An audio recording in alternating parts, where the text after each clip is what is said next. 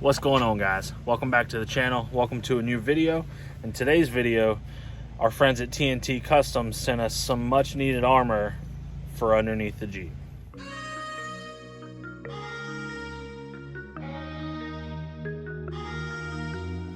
So in an effort to get the Jeep ready to hit the trails, one thing that a lot of people end up forgetting about is protection for the underside of your Jeep. Now, Jeep does, from the factory, install skid plates. However, as I'm sure you guys have seen, and if you wheel your Jeep basically at all, those skid plates leave a lot to be desired. That's where this full aluminum belly system from TNT Customs comes in handy. Let me show you. So here's the whole kit laid out. As you can see, it covers the entire length of the Jeep, and that's because we have a full aluminum gas tank skid, a new transfer case and belly skid, and then an engine skid as well that's going to have the cutout here so you can still drain your oil whenever you're doing an oil change without having to remove any extra parts. This is our project for today, so let's jump into it. So TNT does include a lot of hardware to actually do the install on the skid system. These are going to be for the engine skid plate. These are an additional mounting bracket to go to, I believe it's the motor mounts these are going to mount to, along with the hardware for that, all labeled out. TK skid hardware with bolt protectors included. That's a big win right there. And then the gas tank skid hardware is there as well. So TNT does have full install instructions on their website, but I'm hoping that this video will make it a little bit easier for you as you're doing your install. So the first step on the install is going to be removing the weak factory skids. You should have the transfer case skid here, and then there should be another skid plate that goes, or a cross member that would go across the engine there. I don't have mine. I'm not really sure where it went or why it's not there. But nevertheless, that's one less thing for me to have to take off. So I'm going to go ahead and pull off the skid plate, and we'll go from there.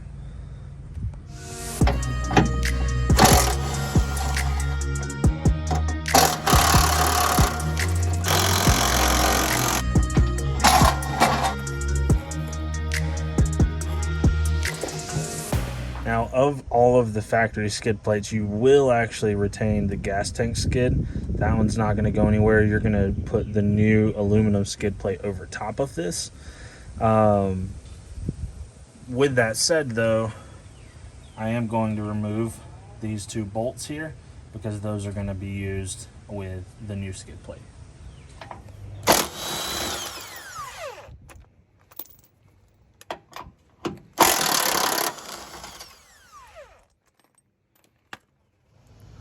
So the next step from here is going to be positioning the new TK skid plate into place. You're going to be reusing some of your factory hardware here.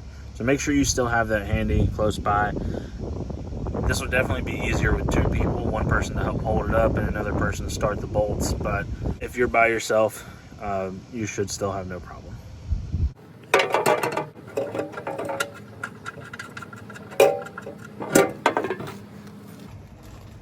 So I'm going to start this one here and then also put this one in back down here, and that's going to kind of center it for me. We are going to have to follow that up with drilling a couple holes here and using self tappers. Those will be next.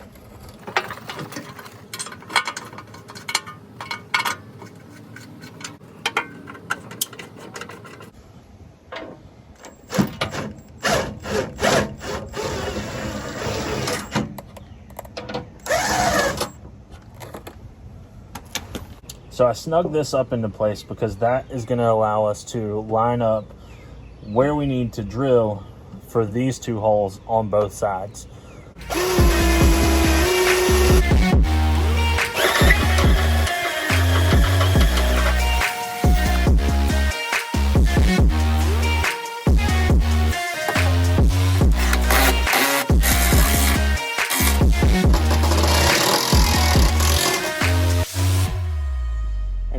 repeat that process on the other side. So these bolt protectors are actually really cool. They're going to be your first point of contact when you do actually end up utilizing the skid plate, and it's going to hopefully protect the bolt head so that in the future you'll still be able to remove it with just an impact. And one thing I noticed that was actually really well thought out from TNT is the skid plate itself is made with provisions. If you do decide to go to a long arm in the future, this is where your control arms are going to actually go through the skid plate. So that's actually a really nice thing to know. I didn't realize it when I bought it, and I was already starting to think, what was I going to have to modify when I do go to long arms. Really nice thought. On the other side, I went ahead and temporarily reinstalled the 2 gas tank skid bolts, just so I can make sure that everything is up nice and tight before I drill these holes and install these 2 bolts. So for the engine skid, TNT provides some pre-powder coated custom brackets. These are going to mount up near the motor mounts.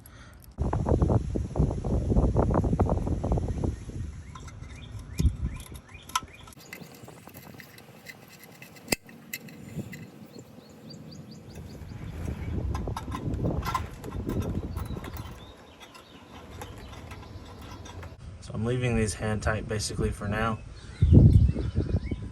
Obviously this puts me in the proper position down here to be able to bolt up to the bottom of that skid plate. And you're going to repeat the same thing on this side.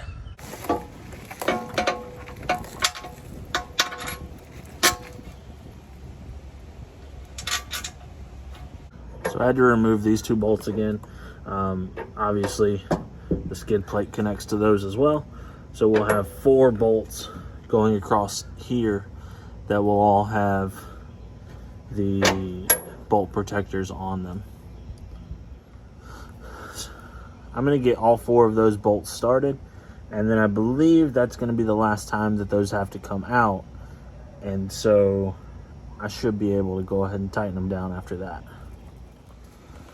TNT provides a 3.5 inch long bolt. That's going to be your outermost hole here, and you'll use another factory bolt from that original cross member to bolt up there.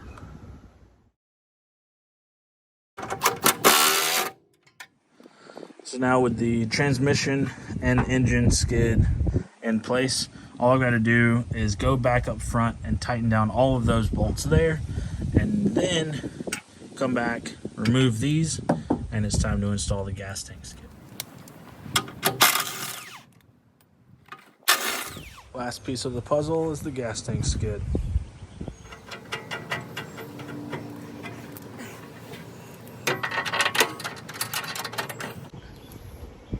So I bolted up these 2, and for this hole, TNT provides a small spacer, and that's going to allow the offset that you need between that mounting hole and keeping the belly band flat.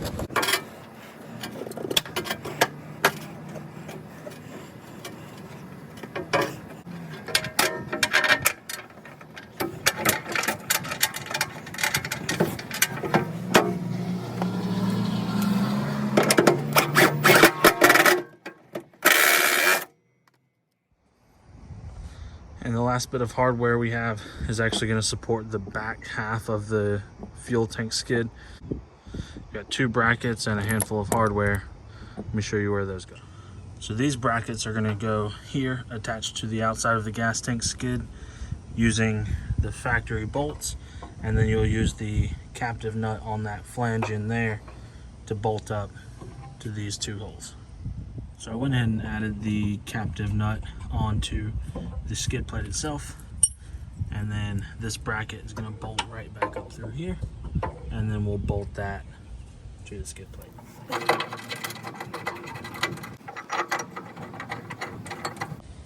So the last 2 bolts for the kit are going to be pretty difficult to show you, so I'll just tell you where they are.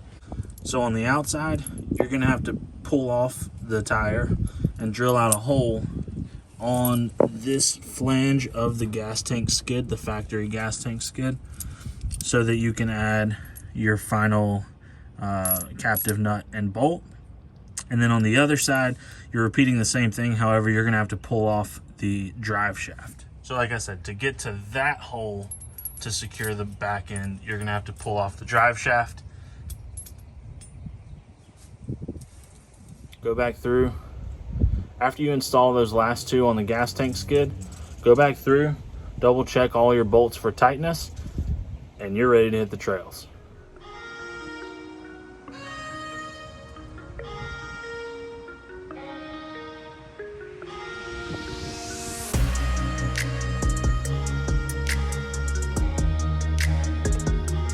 Just like that, about 2.5 hours later, we've got a complete flat belly skid plate, all in aluminum and all made right here in America to protect the Jeep. And that's all I got for you guys today. I appreciate you guys for watching. If you haven't already and you want to, hit that subscribe button. Drop a comment down below. Let me know what your next big mod is for your Jeep. Can't wait to see what it is that you guys are working on as well down below in the comments. I'll see you guys next time.